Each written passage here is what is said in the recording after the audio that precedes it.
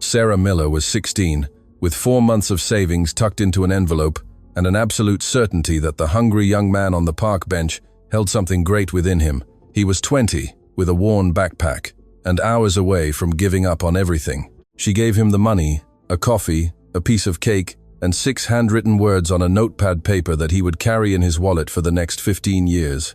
He left, built an empire, and spent 15 years searching for her without ever finding her. What he didn't know, what no one knew, was that fate has a cruel sense of humor. The woman who saved his life was right in front of him, and he didn't recognize her. His hands trembled. Ethan Davis stood in the center of a silent room, holding an old photograph as if it might disappear at any moment. The image was faded at the edges, slightly yellowed by time, but the faces were clear enough to break a heart. He looked at the woman in front of him. Her eyes were filled with tears, and then he said, his voice cracking, "It can't be. It was you, the woman who saved my life." Sarah Miller didn't respond. She didn't need to. Her tears said everything words couldn't.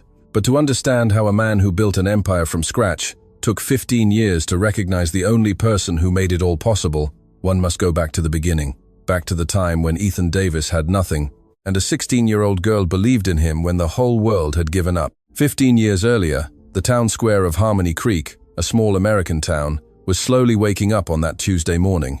Pigeons squabbled for crumbs near the gazebo. An ice cream vendor pushed his cart unhurriedly, and at one end of the square, under a generous old oak tree, a middle-aged woman carefully set up a small pastry cart, while her teenage daughter arranged cakes on a red and white checkered tablecloth. Sarah was 16 that October. She was a girl with brown hair tied back with a red ribbon, dark eyes that always seemed to be thinking of something more, and a smile that arrived before words. There was something about her that people noticed without being able to explain. A kind of gentle calm, as if the world around her became a little more habitable. "Mom, this orange blossom cake's frosting is sliding," she said, adjusting the slice with her spatula. "Move it closer to the shade," Mrs. Miller replied, without looking up. "The sun's fierce today." Sarah obeyed, and it was exactly then that she saw him.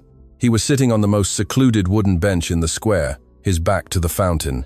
A young man who looked about 20, perhaps, with a worn backpack between his feet, and an expression Sarah recognized immediately, not from experience, but from instinct. It was the expression of someone who had reached their limit, not the limit of exhaustion, but the limit of hope. He had his elbows on his knees and his face in his hands. He wasn't crying. It was worse than that. He was completely motionless, as if he had stopped fighting something that had been pulling him down for too long.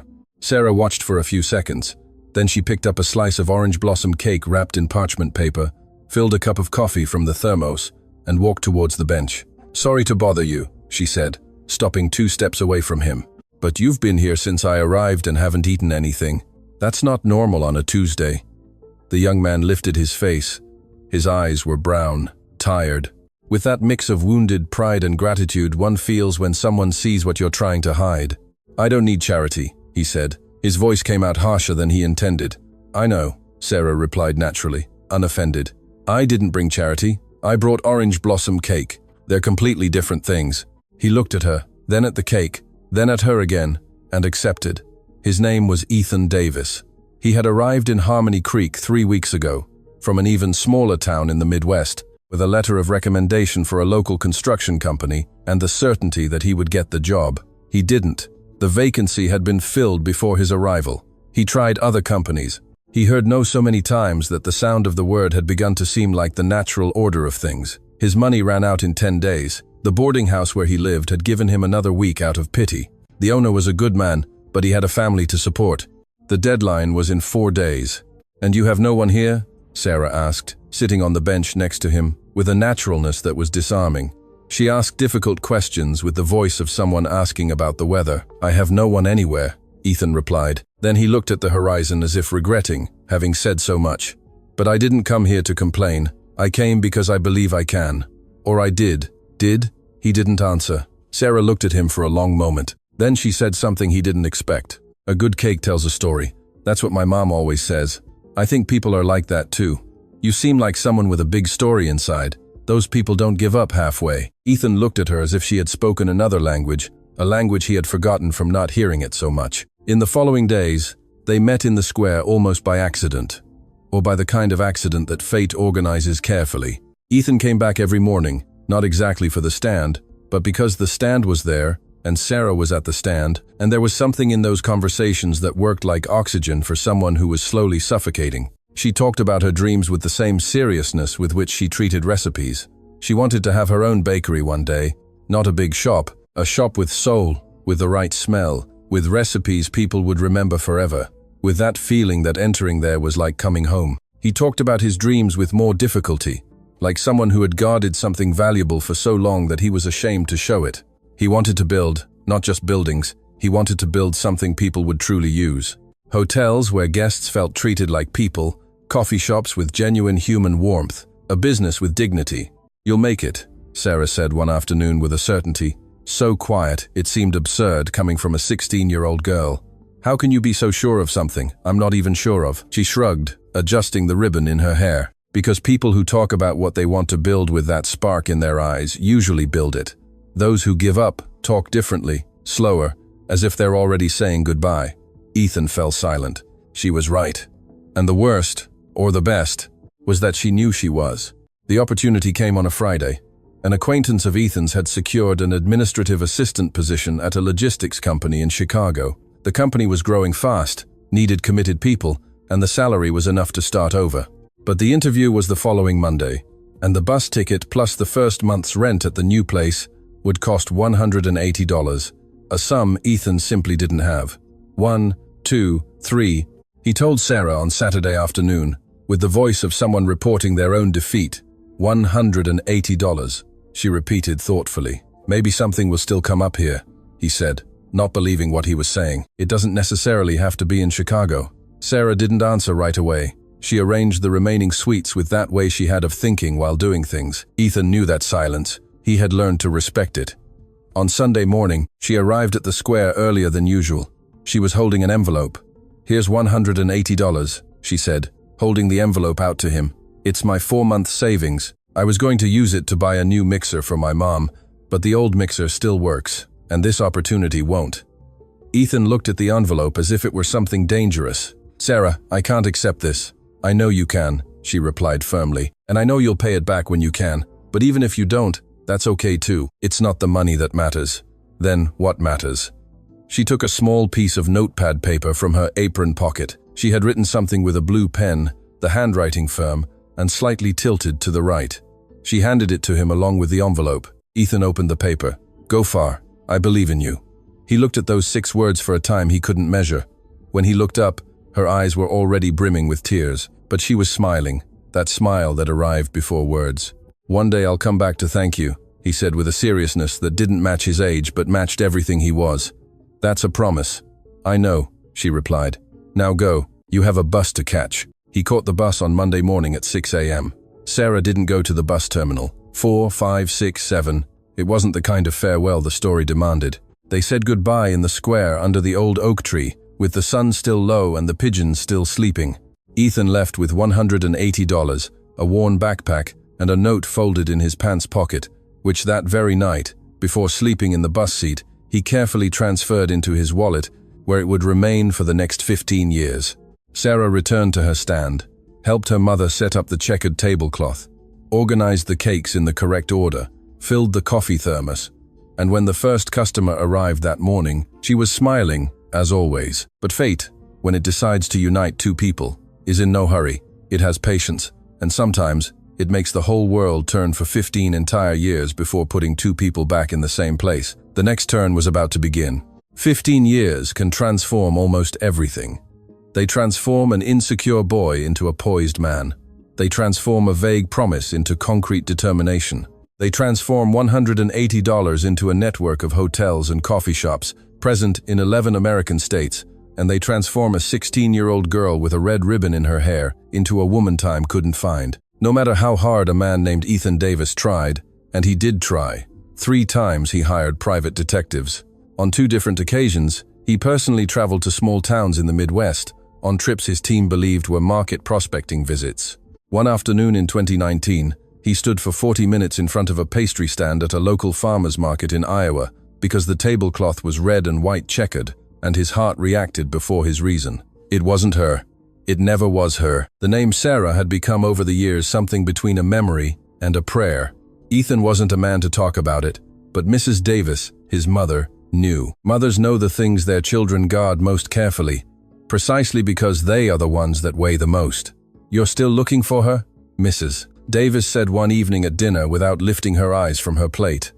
It wasn't a question. "I'm looking for a new market in the Midwest," Ethan replied, cutting his steak with unnecessary precision. Mrs. Davis just took a sip of water and said nothing more. She also guarded things carefully. Davis' hospitality had reached the level Ethan had always imagined. Not in size, because the size had surpassed any imagination he had had at 20 in a small town square, but in essence, in hotels where employees knew guests by name, in coffee shops where coffee was prepared with the same care as a family recipe, in that human warmth he had promised himself he would never lose, regardless of how many errors appeared on the balance sheet. The team respected this, everyone except Victoria Stone. Victoria had joined the marketing department 4 years ago, brought in by an executive recruiter who described her as the sharpest professional in the industry, and she was, no one denied it. Victoria transformed campaigns into events, events into results, and results into numbers that made investors applaud. She was competent with the efficiency of someone who never allowed sentiment to interfere with strategy. The problem was, there was one sentiment she couldn't transform into strategy. She had loved Ethan Davis for 4 years, or at least believed she loved him, which is sometimes the same thing and sometimes nothing alike. She loved the version of him she admired from the outside. The successful, controlled man, elegant in meetings, direct in decisions. She had never been interested in knowing the version he kept inside his wallet, folded in half, worn from so much touching. Victoria wanted Ethan, and Victoria had a habit of getting what she wanted. So, when Ethan announced he would personally lead the inauguration visit of a new unit in Willow Creek, a rapidly growing suburban town whose hospitality market was completely unexplored, she immediately rescheduled her own agenda to go along. "You don't need to be at this inauguration," Ethan said, reviewing documents on his desk. "It's a small event. I'd prefer you stay coordinating the New York City launch. The New York City team doesn't need me to execute," she replied with her usual professional smile. "And you know that small events have enormous content generation potential when well managed." Ethan looked at her for a second. "All right," he said, returning to his documents. Victoria smiled to herself as she left the room. She didn't know that trip would change everything, even for her, but not in the way she planned. Willow Creek had the scent of small towns that hadn't yet traded their identity for progress. Streets with old trees, houses painted in colors the big city had forgotten to use, a central town square with wooden benches and an old oak tree, and somewhere between the corner bakery and the municipal market, a small bakery with a simple sign on its facade, "Sarah's Sweet Treats, Artisan Bakery." Sarah Miller was 28 and had taken over the bakery after her mother's death 2 years ago. Mrs.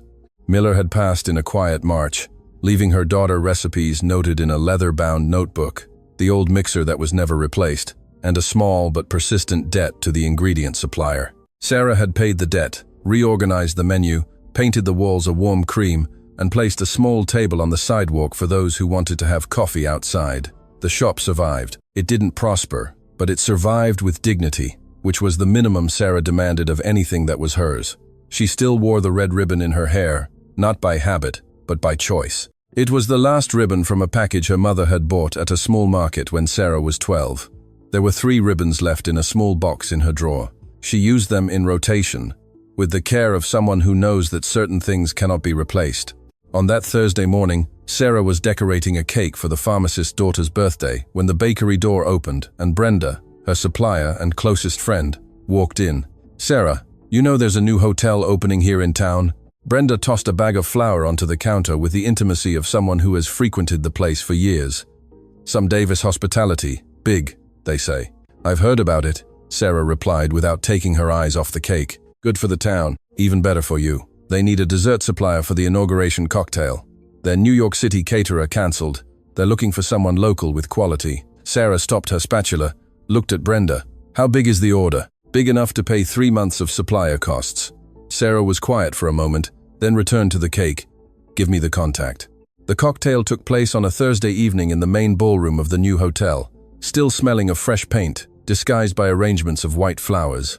Sarah had worked 48 hours, almost without stopping, to deliver the 120 ordered desserts, salted caramel brownies, lemon tartlets, individual orange blossom cakes, and, almost as an unconscious reflex, a platter of simple orange blossom cake slices, with that slightly sliding frosting that was her mother's recipe. She wasn't invited to the event, she merely delivered the desserts, arranged the trays with the hotel staff, and was saying goodbye to the coordinator when she heard, "Who made this cake?"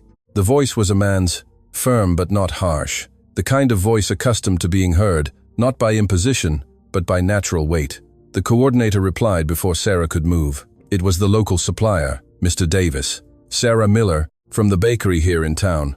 I'd like to meet her." Sarah was facing away, adjusting the last tray. She heard him say her name, and her heart stopped, not from fright, but from recognition. She turned slowly.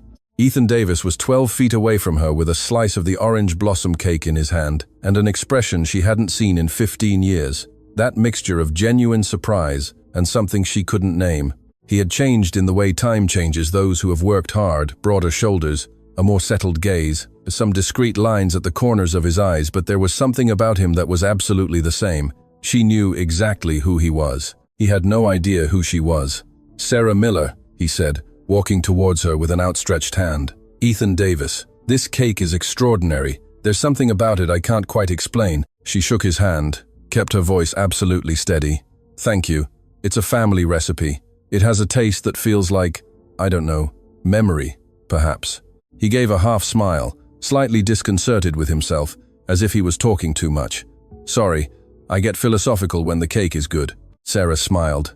"No need to apologize. A good cake tells a story." Ethan stopped, looked at her with a strange expression, as if a word in another language had sounded familiar for a second, and the second had passed too quickly to grasp. "That's true," he said slower. Across the room, Victoria Stone observed the scene with a glass of champagne in her hand and a smile that didn't reach her eyes. Sarah left the hotel that night, her heart at war with itself. She had rehearsed this moment for years, or rather, she had rehearsed the version where she never met him again, which was the easiest to accept. She hadn't rehearsed the version where he was there, 12 feet away, with the same hint of kindness in his eyes and the voice she had unknowingly kept. She walked to the bakery alone, down the quiet city street that never completely slept, and stood before the closed door for a few minutes. He didn't recognize her. 15 years had transformed the girl with the red ribbon into a woman he didn't know how to look for, because he didn't know it was her he was looking for. Sarah opened the door, went inside, turned on the dim light in the back, sat on the stool behind the counter, and made the decision that would change the next few days of their lives. She wouldn't say anything. Not yet. She wanted him to choose her for who she was today, not for what she had done 15 years ago. If there was something real between them, that it would be real on its own, without debt, without gratitude, without the weight of the past placed on the scale before the present had a chance to exist. It was an enormous risk. But Sarah Miller had learned from a very young age that things worth having always cost courage. Outside the bakery, the street was quiet. The old oak tree in the square swayed gently in the wind, and somewhere deep in Ethan Davis's chest, a memory he couldn't name pulsed with an insistence he still couldn't recognize. Fate had set the pieces on the board. Now it was just a matter of time. Ethan Davis was not a man to act on impulse. Every decision of his life had been calculated with the seriousness of someone who learned that mistakes are costly when you have no safety net. Every contract signed, every hotel opened, every expansion approved, everything went through a layer of analysis that his team sometimes respectfully whispered about as Ethan's patience. 8, 9. But the morning after the cocktail, even before having coffee, he found himself walking towards the bakery on Main Street. There was no analysis to justify this. There was only that orange blossom cake flavor that still lingered in his memory, and a phrase that had echoed within him like a bell in a silent room. A good cake tells a story. He had slept with that phrase, woken with it, and given up trying to understand why. The bakery sign was open when he arrived at 8 a.m. The aroma wafting from the slightly ajar door was the kind of thing five-star hotel architects tried to reproduce with ambient diffusers and never succeeded. Real vanilla, butter, something citrusy and warm at the same time. Ethan pushed the door open. Sarah was behind the counter in a white apron, concentrating on decorating a tart with precise, unhurried wrist movements. The red ribbon kept her hair away from her face. She didn't hear him come in. He stood for a second longer than he should have. "Can I help you?" she said, without lifting her eyes from the tart.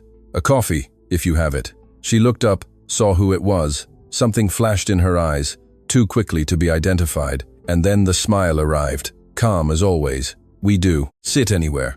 He came back the next morning, and the next. On the third visit, Sarah already left the cup on his table before he asked. On the fifth, he arrived with a question about cocoa suppliers that he had genuinely researched, or at least that's what he told himself. On the seventh, they spent 40 minutes discussing what makes a recipe transcend generations. And Ethan missed a meeting he had completely forgotten to reschedule. The team noticed. Victoria noticed before everyone. "You went to the town bakery again?" she asked one afternoon, with the tone of someone asking a simple question that was the answer to a different one. "I went to work there for breakfast," Ethan replied, opening his laptop. "The atmosphere is good for thinking. Can I come tomorrow too?" "No need. I prefer to go alone." Victoria remained quiet, but her eyes did not. The mornings at the bakery became the secret rhythm of those days. Ethan arrived at 8 a.m., sometimes earlier. He ordered coffee, sometimes a piece of cake, sometimes he just held the cup, warming his hands, while Sarah worked and they talked. There was a quality to those conversations that he couldn't find in any boardroom in the world. An honesty without protocol, a lightness without superficiality. She talked about the bakery with the contained love of someone caring for something fragile, about her mother's recipes with a longing that asked for no comfort, about her customers with that emotional memory that transforms strangers into characters. "There's a lady who comes every Friday," Sarah said one morning, sprinkling sugar over a tray of cream puffs. "She always orders 2 salted caramel brownies, just 2, eats one here and takes one for her husband. They're 82, been together for 60 years. How do you know all this?" he asked. She replied simply, "People like it when someone truly asks." Ethan was silent for a moment. "You truly ask everyone?" She looked at him. "About the people who are worth it. Yes." There was something in that answer that he couldn't analyze, but he felt as if she was saying more than one thing at the same time, and only one of them was about the brownie lady. On a drizzly afternoon, Ethan arrived at the bakery outside his usual hours. Sarah was alone, the door almost closed against the mist, trying to fix the side wall shelf that had given way, knocking down 3 jars of spices. The floor was covered in cinnamon, cloves, and broken glass. "Don't come in," she said upon hearing the door. "You'll step on glass." "Already in," Ethan replied. She turned. He was already crouched, carefully gathering the larger shards. "You don't have to do that." "I know," he said, exactly with the tone she had used 15 years ago in a square with an envelope in her hand. Without knowing it, of course. "Got a broom?" She stood still for a second, then went to get the broom. They cleaned the floor together in silence, with that strange intimacy that arises not from a long time, but from genuine attention. When they finished, Sarah prepared 2 coffees, and they sat on the counter, on the same side, looking at the rain hitting the window. "Are you happy here?" Ethan asked after a comfortable silence. "Here in this bakery, or here in this town?" "Both." She truly thought before answering. He liked that about her, that she didn't answer quickly when the question deserved a pause. "The bakery gives me work and meaning. The town gives me roots. Happiness is more complicated than that. But yes, I think I am." "What's missing?" She looked at him sideways, a small smile. "Hard question for a rainy afternoon. The best questions are for rainy days." Sarah looked at the window for a moment. "Sometimes, having someone who arrives before the storm, you know? Not to protect me from it, just to stay with me while it passes." Ethan didn't answer, but he didn't look away. He had noticed in those days that the bakery faced difficulties that Sarah never directly mentioned, but that were visible to anyone who paid attention.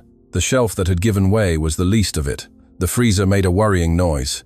One of the suppliers had raised the price of Belgian chocolate, and she had simply removed that line from the menu instead of complaining.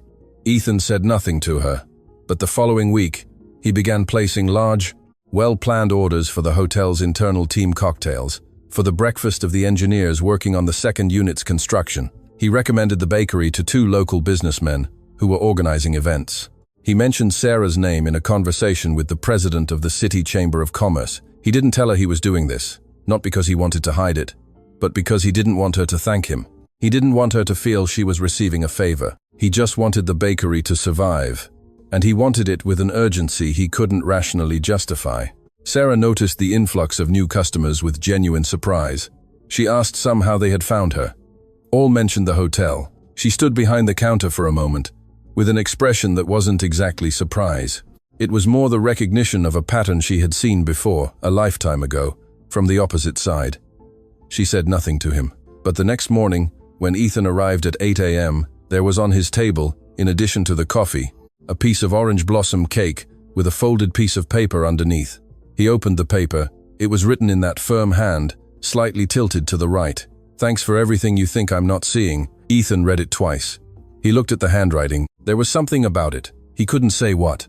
A familiarity that didn't come from the present. He folded the paper and put it in his jacket pocket. That night, before sleeping, he transferred the paper into his wallet, next to the worn note, without realizing what he was doing. On a Thursday afternoon, Victoria walked into the bakery alone, without telling Ethan, with that gait of someone who occupies space before asking for it. She ordered a coffee she barely touched. She looked around with the eyes of someone evaluating a small property, and when Sarah brought the cup, she said with a smile that had been calibrated to appear gentle, "You do beautiful work here, very charming for a town this size." "Thank you," Sarah replied with the natural courtesy of someone who serves well because she enjoys it, not because she needs to impress. "Ethan has spoken well of your desserts." Victoria continued with that calculated pause before the name. "He's very generous with praise when he likes something. Or someone." Sarah looked at her calmly. "That's good. He's a good client." "Just a client?" Victoria gave a half smile. "He comes here every day, Sarah. That's not client behavior. That's the behavior of someone who likes good coffee." Victoria placed the cup on the table with a delicacy that carried weight. "I just want you to know," she said, lowering her voice slightly, "that Ethan is a very busy man with a very big world. Sometimes, people misinterpret his attention, not maliciously, simply because his world and other worlds are very different." There was a silence. Sarah looked at Victoria for a long moment, then said with an absolutely serene voice, "Do you want more coffee, or are you leaving?" Victoria picked up her purse, smiled with her teeth. "I'm leaving. Thanks for the desserts." She left without hurrying. Sarah stood looking at the closed door. She wasn't angry. She was, for the first time in days, afraid not of Victoria, but of herself, of how much she had allowed those coffee mornings to mean. But the heart does not consult fear before deciding. And Ethan Davis's heart, that same night, was making a decision he hadn't yet put into words, but had already put into everything else. The storm was coming, and neither of them was ready. Victoria Stone was not a woman to act on impulse. It was, in fact, the characteristic that most closely aligned her with Ethan, and the one she most used as an internal argument to justify what she felt for him. Two rational professionals, two compatible worlds, two stories built with hard work and determination.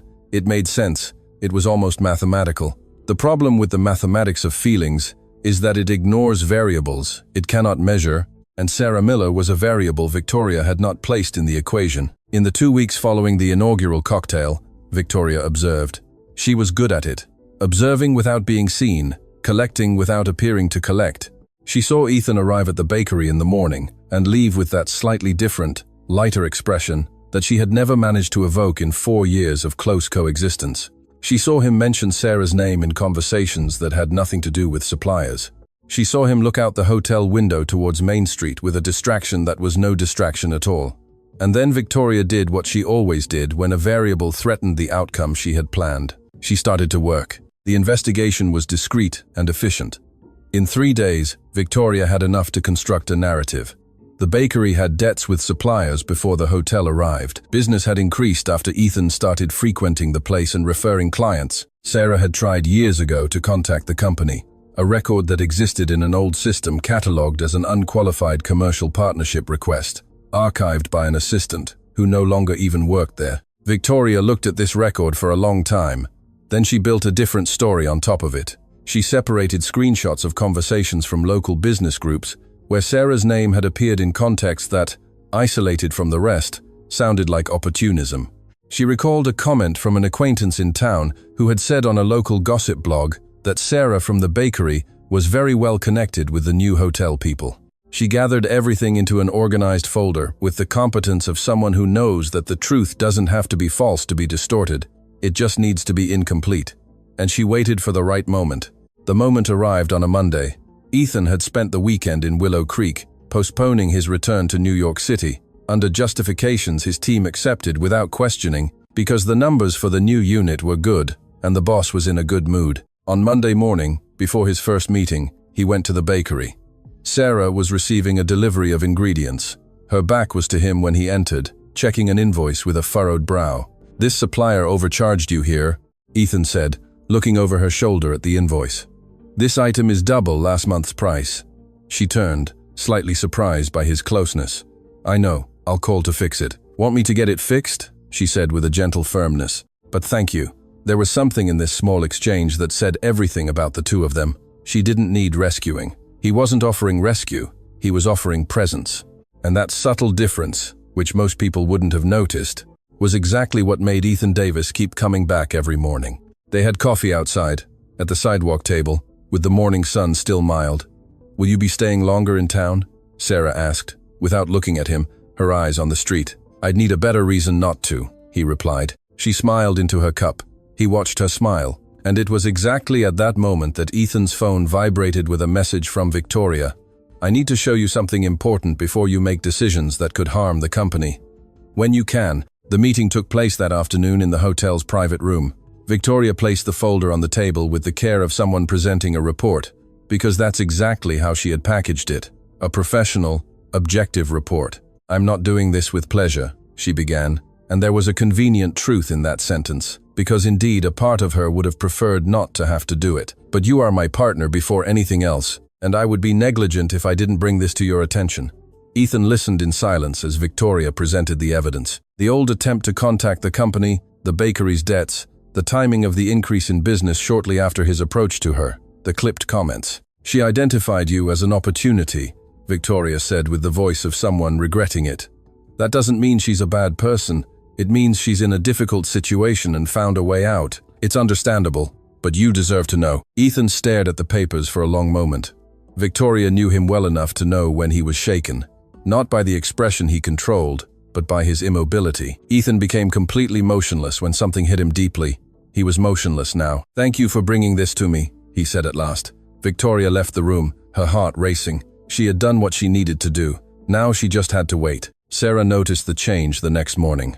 Ethan arrived at his usual time, ordered his usual coffee, but there was something different, a distance that wasn't physical. He responded to conversations but didn't initiate them. He looked at her but quickly looked away. The lightness that had become the hallmark of those mornings had vanished, replaced by a careful politeness that hurt precisely because it was careful. She didn't ask anything. She served the coffee, gave him space, stayed at her work. But when he left without the goodbye smile that had become a habit, Sarah stood in the middle of the bakery for a moment with his cup in her hand. She knew how to recognize that kind of withdrawal. It was the kind that doesn't warn, that doesn't explain, that simply closes a door that was open, without giving the person on the other side a chance to understand why. She slowly washed the cup, took a deep breath, and continued her day. The charity gala took place on a Friday night. Victoria had organized the event with Mastery, a fundraising evening for the company's community foundation in the new city, with local businessmen, regional press, and selected guests. Ethan had traveled that morning to close a contract in Portland. He would be back the next day. Sarah had been hired to provide the desserts. She arrived at 6 p.m., set up the trays, organized the dessert presentation with the care of someone who puts love into every detail. She wore a simple dress, her hair tied back with the red ribbon, smiling at the waiters who helped with distribution. By 8 p.m., the ballroom was full. At 9 p.m., Victoria stepped onto the small improvised stage to thank everyone for their presence. Tonight is about generosity, she began, microphone in hand, and her calibrated smile, about people who see opportunities to do good. A pause. And also, unfortunately, about people who see opportunities of another kind. Sarah was by the dessert table when she felt the tone of voice change. We all want to believe in good intentions, Victoria continued, sweeping her gaze across the room with rehearsed naturalness. But when someone approaches a company, an executive, with a sympathetic story and a bakery with debts, we need to ask what that person really wants. The silence in the room shifted. Some faces turned. Sarah felt her blood run cold.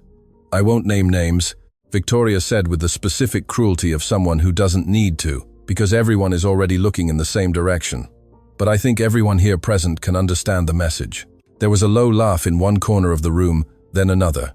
Sarah didn't move for a few seconds. She felt every gaze. She felt the specific weight of being the target of a room that hadn't yet decided whether to agree or just observe. She felt the urge to disappear, and then, right behind that urge, she felt something older and firmer.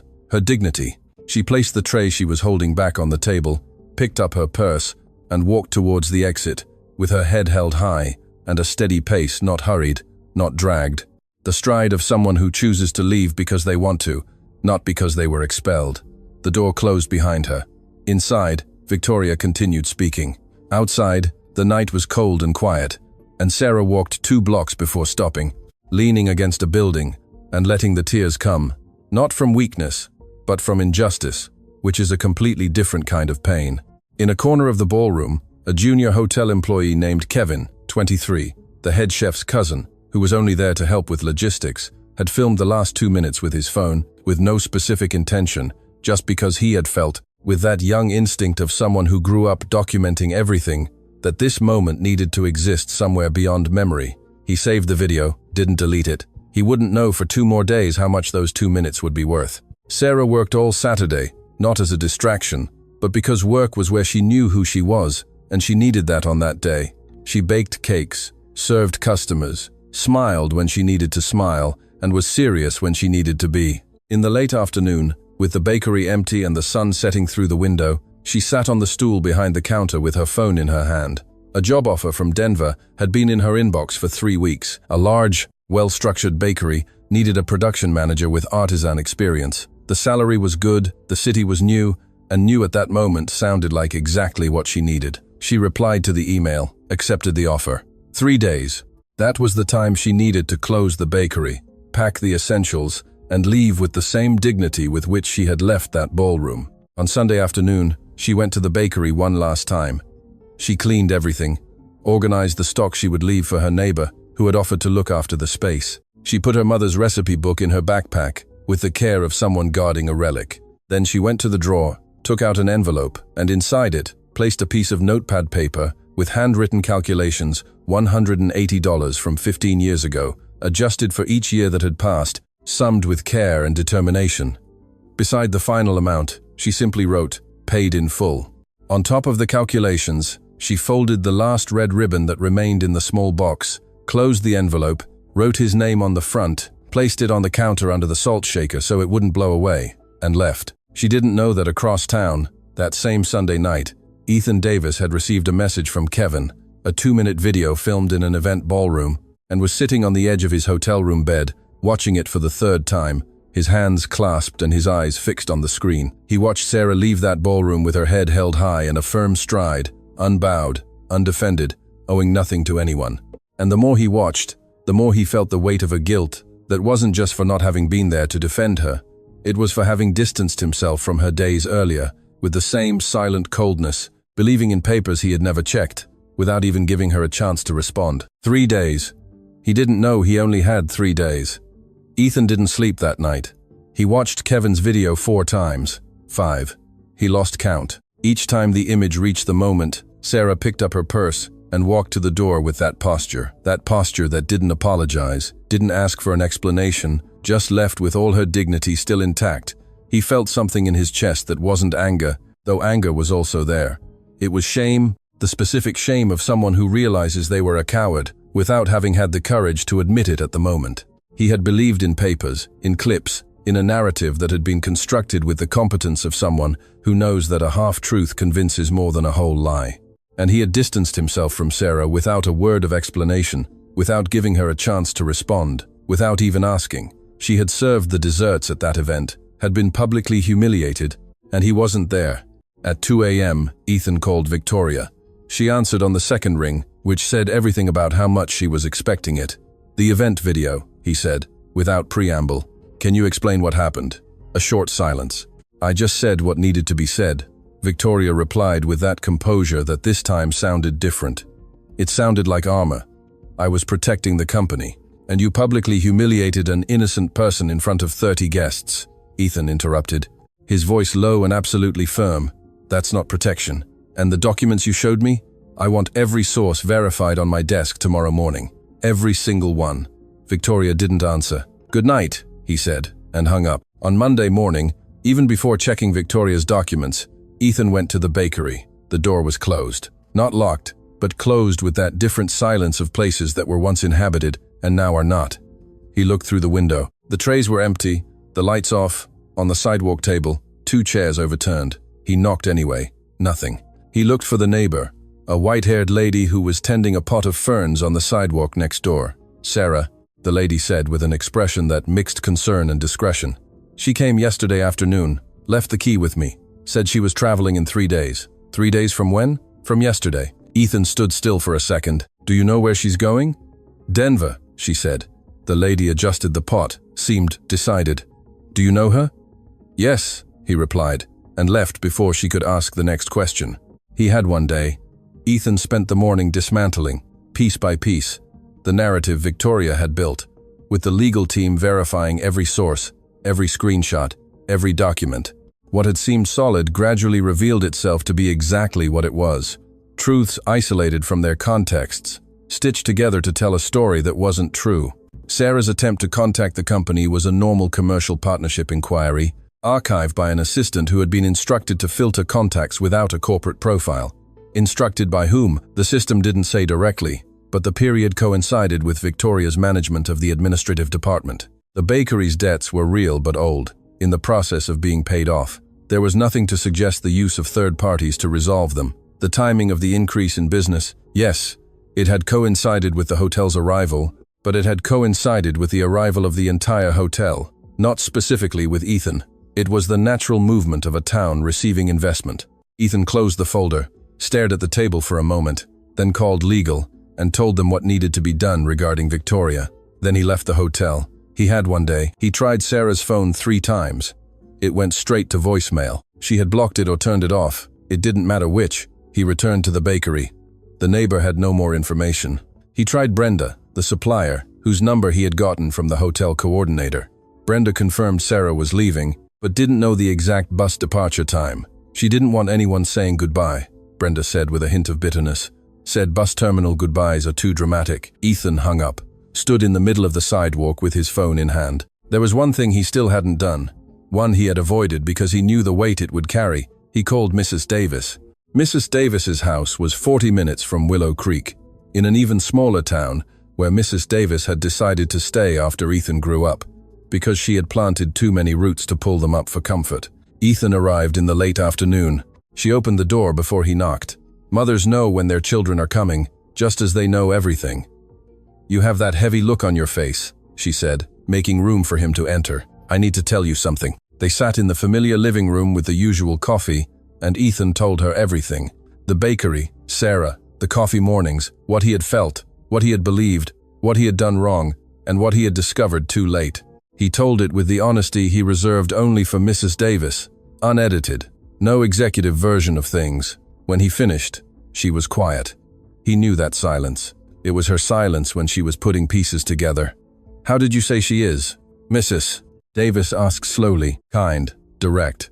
Makes desserts that seem to have memory in them. Wears a red ribbon in her hair. Ethan stopped. Something about her feels familiar, and I can't figure out where from. Mrs. Davis was motionless for a second, then stood up without saying anything. She went to her room. Ethan heard her open the wardrobe, then a drawer, then something that sounded like a box being pulled from deep inside somewhere. She came back with an old shoebox, covered in faded floral fabric. She placed it on the table, opened it slowly. Inside were letters, a broken rosary, a small photograph of baby Ethan, a folded napkin from some restaurant that had marked some day. And then Mrs. Davis stopped her hand at the bottom of the box, picked up a photograph, looked at it for a long moment. With that expression Ethan couldn't read between confirmation and contained emotion. She said nothing, just placed the photograph in her son's hands, and a tear silently rolled down her face. In the photo, faded at the edges and slightly yellowed by time, was Ethan at 20, thin, with a worn backpack on his shoulder, the pastry stand with the red and white checkered tablecloth, Mrs. Miller smiling in a work apron, and a 16-year-old girl with brown hair and a red ribbon in her hair, looking at the camera with that smile that arrived before words. Ethan looked at the photo. He froze. The world fell absolutely silent. He looked at Mrs. Davis. She just nodded, her eyes glistening. Mom. His voice came out different, broken in the middle. Is she, her? Mrs. Davis said with the simplicity of someone confirming what the heart already knew. Ethan looked back at the photo, stared at the girl's smile for a time he couldn't measure. Then he reached into the inner pocket of his jacket, pulled out his wallet, opened the back compartment, the one he never showed anyone, and took out a folded piece of paper, worn at the creases, almost transparent from so much handling. He unfolded it with hands that had begun to tremble. The handwriting, firm, slightly tilted to the right, still legible despite the years. Go far. I believe in you. He looked at the photo, looked at the note, looked at Mrs. Davis, and then Ethan Davis, who had built an empire with his own hands, who had faced impossible contracts and crises that would make other men give up, who had learned to control every reaction, because in his world, weakness had a price. Let the tears come without shame, without control. I need to get to her, he said, standing up before finishing the sentence. I know, Mrs. Davis replied. Go now. The Willow Creek bus terminal had 2 counters, a coffee shop with warmed pastries in a display case, and a boarding line that on that Wednesday night had perhaps 15 people. Ethan arrived at 7:48 p.m. The bus to Denver departed at 8 p.m. He saw Sarah in the line.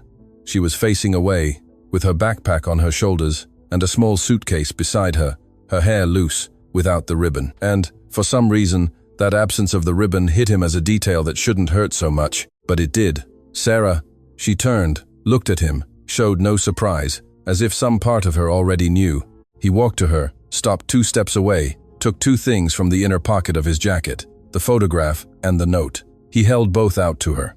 Sarah looked at the photo, her eyes instantly filled with tears, the kind that don't ask permission. She looked at the note, her handwriting, the paper she had touched once 15 years ago on a morning in the square and had never seen again. I looked for you for 15 years, Ethan said, his voice, which he had learned to control, no longer obeying him. I tried to find you more times than I can count, and when you were right in front of me, I wasn't able to recognize you. Sarah said nothing yet. Everything I built, he continued, started with you, with this note, with a piece of cake on a Tuesday morning in a square I didn't deserve to be in. He paused. I have no excuse for believing what they showed me without asking you first. I only have a promise that I will never fail to see you again. Sarah looked at him for a long moment, then said, her voice trembling but not breaking, I knew who you were the second you walked into that ballroom. She caught her breath for an instant. I didn't say anything because I didn't want you to come to me out of debt. I wanted to know if you would choose me for who I am today, without the past on the scale. Ethan looked at her, and, he said, do you have your answer? She looked at the note that was still in his hand. You kept this paper for 15 years in your wallet, every day. She closed her eyes for a second. When she opened them, they were the eyes of the girl in the photo, and the eyes of the woman in the bakery at the same time. I have my answer, she said. Ethan took the last step, and when the two embraced in that small-town bus terminal, with the bus to Denver waiting, and the 15 years finally closing the circle they had opened, there was nothing left between them but the present, which was exactly what Sarah had asked for. 3 weeks later, Ethan gathered employees, businessmen, and residents at the official opening of the new cafe. He showed the old photograph projected on a screen. He told the entire story, uncut, no executive version. Everyone looks at me and sees the millionaire I've become, he said with the microphone in his hand and Sarah in the front row. But no one knows that it all started because a young woman offered me a piece of cake when I was hungry. When no one believed in me, she did. When I had nothing, she gave me everything. He placed the microphone on the table, knelt. The room fell into absolute silence. I was 15 years too late back then, he said, looking at her. I won't be late again. Sarah laughed before crying. That kind of laugh that only happens when the emotion is too great to fit into just one thing. Get up, she said, her voice breaking and her eyes sparkling. Get up and come here. He stood, and when the two kissed, the applause that erupted in that small-town room sounded like the kind of thing people tell their children years later. Victoria Stone left the company that same week after the board meeting where Kevin's video was shown and the sources of the documents were presented to the board. There was no public scandal. Ethan was not a man to humiliate, even those who had humiliated others. But the consequences were real, silent, and permanent, which is the kind of justice that lasts longest. 6 months later, Sarah and Ethan together opened the Willow Creek Vocational Center. The first program was called Sweet Beginnings. It offered free courses in baking, culinary arts, and entrepreneurship for underprivileged youth. On the main wall, framed in light wood, was the old photograph. Underneath, on a simple metal plaque, it read, "A small act of kindness can change a life forever." And in the drawer of the office desk, Sarah used every day, inside a transparent envelope she had specially ordered from an upscale stationery shop in New York City, was the note, now preserved, protected, with the firm handwriting, slightly tilted to the right, still legible after everything. Go far. I believe in you. She still believed. She always had.